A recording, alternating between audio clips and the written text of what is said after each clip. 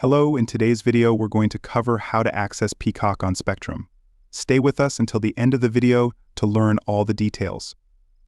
To start, you can access the Peacock streaming service on Spectrum by downloading the Peacock TV app on your television or by visiting peacock.com through a web browser. The link is provided in the description. Once you have accessed Peacock, you'll need to register for Peacock TV and link it to your Spectrum account. Use your Spectrum credentials, which include your username and password, to log into Peacock.